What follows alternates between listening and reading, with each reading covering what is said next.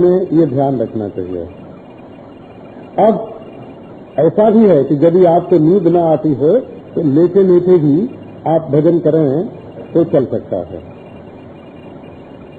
एक बात भजन के संबंध में ये है कि उसमें भी ये देखना पड़ता है कि आप वेदांत का चिंतन कर रहे हैं कि भगवान की भक्ति कर रहे हैं कि प्राणायाम आदि के द्वारा अपने मन को वश में कर रहे हैं।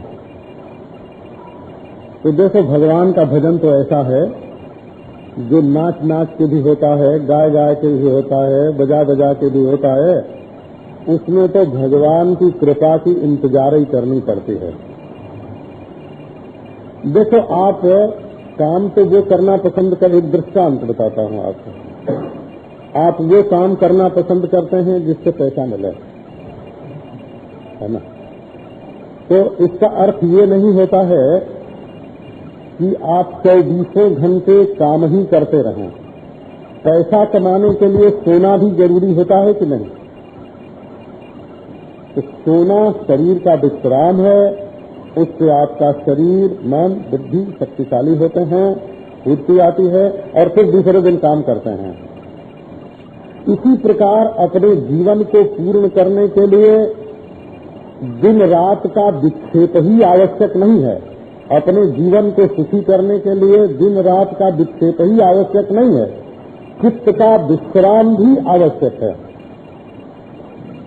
राग द्वेष रहित और विश्राम से युक्त बुद्धि में ऐसी ऐसी नई नई बातें स्फुरित होती हैं जो सामान्य रूप से विक्षिप्त चित्त में नहीं आती हैं। इसलिए अपने मन को शांत करना भी जरूरी है। तो एक महात्मा थे, वो कहते थे कि खूब आराम से लेट जाओ। हमें कोई हठयोग तो करना नहीं है कि पांव ऊपर करें और सिर नीचे करें। ऊर्ध्वमूल मधः शाखम होने की है। तो पांव ऊपर कर दिया, सिर नीचे कर दिया, ये कोई तरीका नहीं है। भजन करने का ये तरीका नहीं है, वेदांत चिंतन का ये तरीका नहीं है। एक बड़े महात्मा हैं, तो ये 3 घंटे सिर के बल रहते हैं, सिर के बल 3 घंटे रहते हैं और पांव ऊपर रखते हैं। और कितने में दुर्गा पाठ हो, संपुटित दुर्गा पाठ कर रहते हैं। तो हमने पूछवाया था उनके पास कि कहीं शास्त्र में ऐसा विधान है कि सिर नीचे करके और पांव ऊपर करके संपुट दुर्गा पाठ करना चाहिए? ऐसा कहीं शास्त्र में विधान है क्या? जब उठते हैं तब आंख लाल लाल हो जाती है, कभी कभी मुंह सूज जाता है, सारा खून जो है ना वो नीचे की तरफ चलता है, विक्षिप्त से हो जाते हैं। तो हमको एक महात्मा ने बताया था, अब बचपन की बात आपको सुनाता हूँ, 17-18 वर्ष कि आराम से लेट था और लेट के अपने मन में शरीर के 6 भाग कर दो। मिट्टी प्रधान भाग है नाखून से लेकर के जांघ तक। मूल चक्र जो है, गुदा चक्र, वहां तक ये मृत्यु का निस्करण होता है ना। और जलमय चक्र है स्वाधिष्ठान, और अग्निमय चक्र है मणिपूरक नाभि, और अनाहत चक्र है हृदय, और विशुद्ध चक्र है कंठ, और आज्ञा चक्र है, तो आज्ञा चक्र है दोनों भावों के बीच में। तो ये क्या है? तो ये देखो है पृथ्वी, जल, अग्नि और वायु। हृदय में संचार होता है ना, और कंठ में अवकाश, और मुख के ऊपरी भाग में मन। ये 6 भाग हो गए, और इनसे ऊपर केवल ज्ञानात्मक भाग है।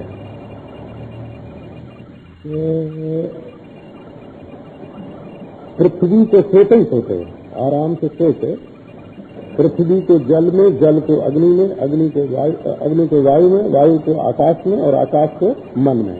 देखो, आंख, कान, नाक, जीभ, गाल, ये सब मन की प्रधानता से है। इनमें मन, ये ऊपरी हिस्से में मन बहुत ज्यादा है। तो मन और इसके ऊपर ऐसा ज्ञान जिसमें विषय की स्फुरना नहीं होती, आत्मा है। तो इन छहों को छोड़ करके, छहों चक्रों को छोड़ करके अपने निर्विषय ज्ञान स्वरूप शांत आत्मा में स्थित हो जाओ। और लेटे तो हो ही, अब नींद आ जाने दो।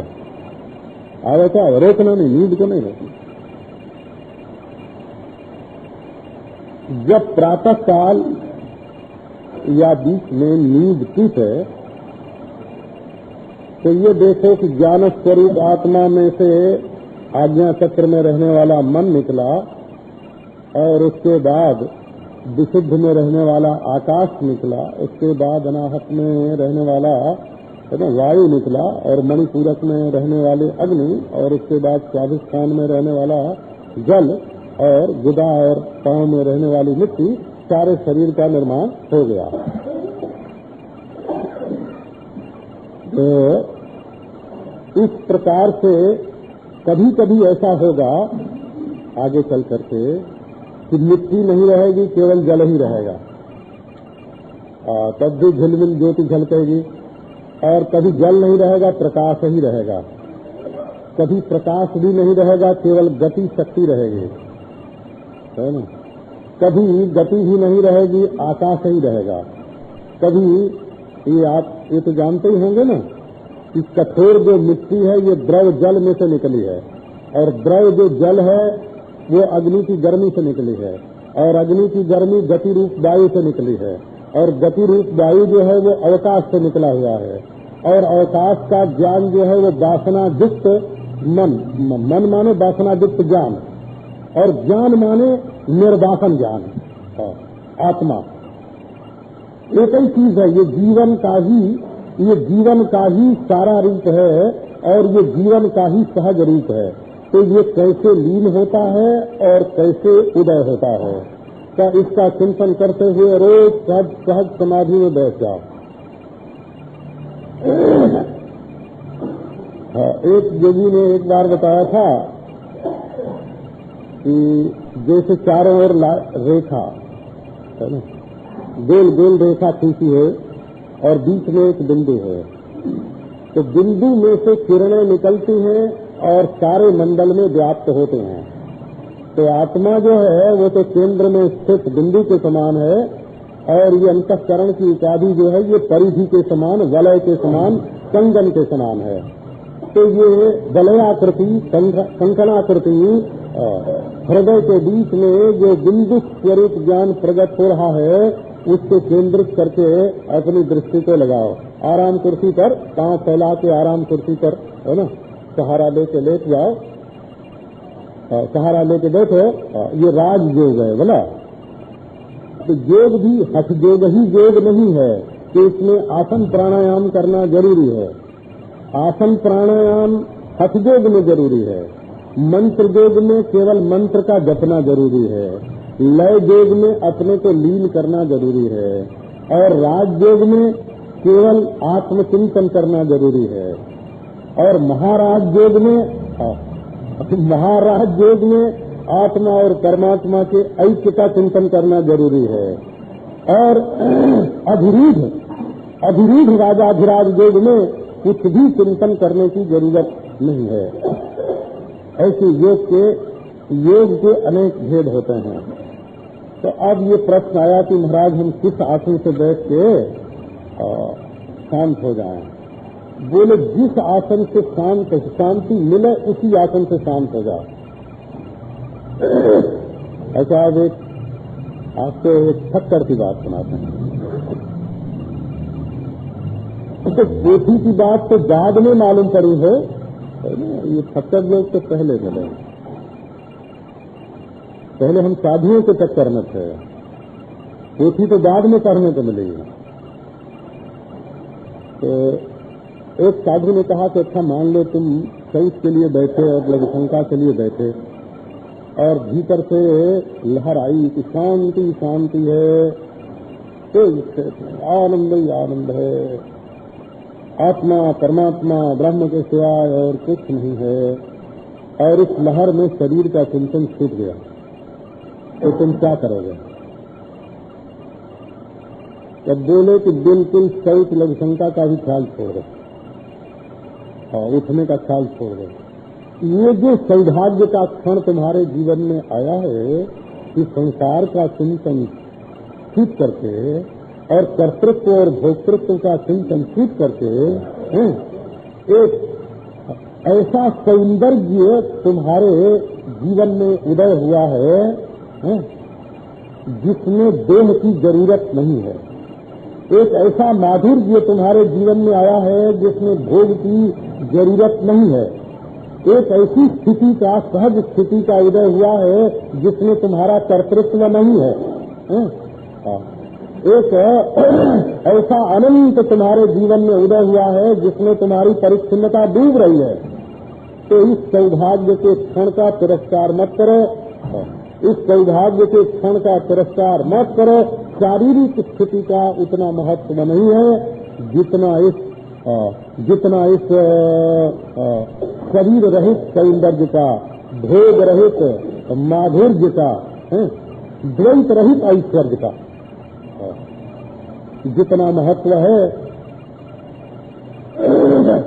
परिच्छिन्नता रहित अनंत ये स्वयं आए हुए इस जीवन में प्रकट हुए इस परमेश्वर की जितनी कीमत है, जितना महत्व है, वह उतना नहीं।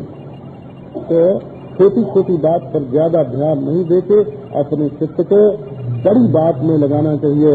अजस्रम ब्रह्म चिंतनम। और गरुड़ासन के से खड़े हुए और नींद आई और गिर पड़े। एक पांव पर खड़े होते हैं ना गरुड़ासन में, एक पांव को दूसरे पांव में फंसा घुमा के फंसा देते हैं और ऐसे कर लेते हैं। हाथ को इसको भी थोड़ा घुमा के हाथ को ऐसे करते हैं। तो अब गरुड़ासन से खड़े हुए और नींद आई गिर गए, तो ऐसे काम नहीं चलता है। सहज स्थिति जिससे हो, नेतरत इतरत आसनम न भवति। जिसमें सुख न हो, दुख हो, कष्ट हो, पीड़ा हो, उसका नाम आसन नहीं है। क्यों? तो वो सुखनासन है। वो आसन नहीं है, आसन नहीं है, सुखनासन है। खूब आनंद में बैठो। तो हठ योग होता है शारीरिक स्थिति से, और मंत्र जप होता है वाक की प्रधानता से, लय योग होता है मन की प्रधानता से, राजयोग होता है बुद्धि की प्रधानता से, महाराज योग होता है आत्मा की प्रधानता से, राजाधिराज योग होता है ब्रह्म की प्रधानता से, और अधिरीध राजाधिराज योग होता है आत्मा और ब्रह्म की एकता से सहज स्थिति के रूप में। तो योग याज्ञवल की संहिता, घेरंग संहिता, गोरक्ष संहिता, राजयोग संहिता, बोला ये जो योग के बड़े बड़े विषय हैं। हम तो यहाँ योग की चर्चा नहीं करते ना, यहाँ वेदांत की चर्चा करते हैं और तुलसी निवास में भक्ति की चर्चा करते हैं। हमको तो महात्माओं ने पहले कहा दादा ये योग की बात ज्यादा करोगे लोग सुन सुना के करने लगेंगे, है ना, तो देखा देखी करे योग, सीजे काया बढ़े रोग, है ना।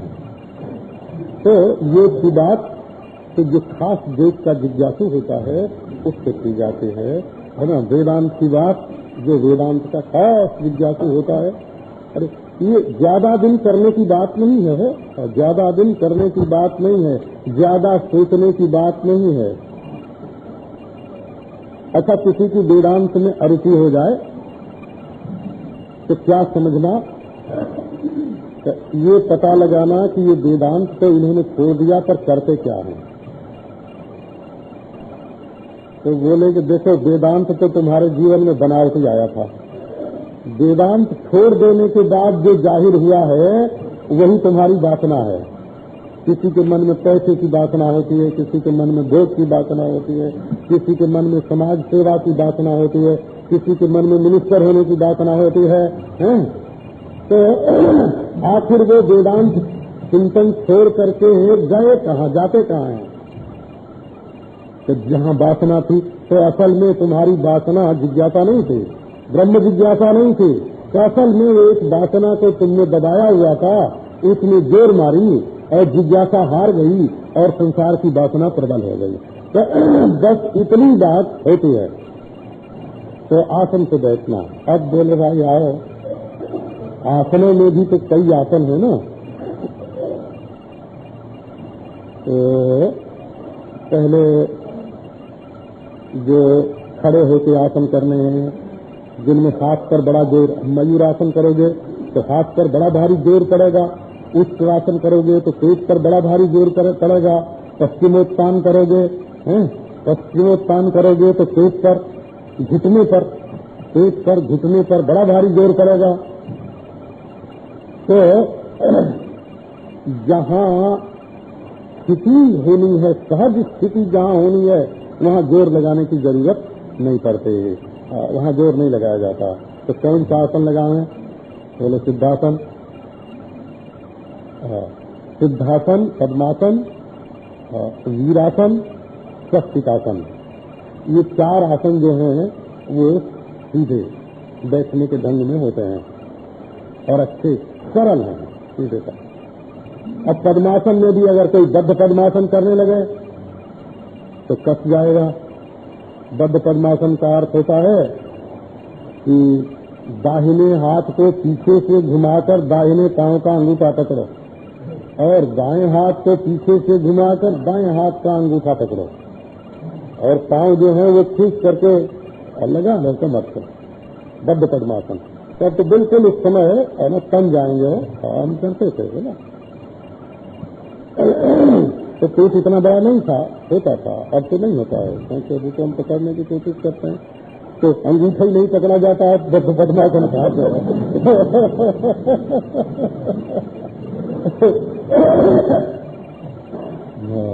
तो पद्मासन सीधा पद्मासन, सरल, जिसमें पीछे से हाथ घुमाकर अंगूठा पकड़ने की जरूरत नहीं है, पांव के ऊपर पांव। तो वो भी अभ्यास है तो होगा। जिनको कुर्सी पर बैठने का ज्यादा अभ्यास है उनसे पद्मासन का होना मुश्किल पड़ता है ना। तो सिद्धासन है, स्वस्तिकासन, ये दोनों प्राय मिलते जुलते हैं। वीरासन जरा और सुगम है, एक ही पांव उसमें ऊपर रखना पड़ता है, दोनों पांव ऊपर नहीं रखना पड़ता है। पर ये सब तो हठयोग के आसन हैं। बोले सिद्धासन क्या है? तो सिद्धासन यह है कि सिद्ध में बैठो। तो सिद्ध माने, और सिद्ध माने हम आपको कैसे समझाएं? ऐसे समझाओ कि देखो, मकान बनाने से पहले जो है तो सिद्ध है। अच्छा, हमारी इंद्रियां विषयों में जाती हैं, उससे भी पहले जो मौजूद है वो सिद्ध है। अच्छा, हमारा मन किसी चीज का चिंतन करता है, उससे भी पहले जो मौजूद है तो सिद्ध है। हमारे जागृत आती है, उसके पहले जो है वो सिद्ध है। सपना आता है, उसके पहले जो मौजूद रहता है वो सिद्ध है। सुषुप्ति आती है, उसके पहले जो मौजूद रहता है तो सिद्ध है। और जागृत स्वप्न सुषुप्ति के मिट जाने पर भी जो रहता है तो सिद्ध है। एक होता है साध्य और एक होता है सिद्ध। जब हम अपने मन से किसी वस्तु का ध्यान करते हैं तो वो साध्य हो जाती है, पकड़ते हैं। देखो, सनासी बनाई गई और उससे कोई चीज पकड़ी गई, और सनासी बनाई नहीं गई और उससे कोई चीज पकड़ी नहीं गई, तो क्या था? बोले लोहा था। सनासी तो आप जानते होंगे ना, कोई चीज पकड़ने के लिए जो होती है, तो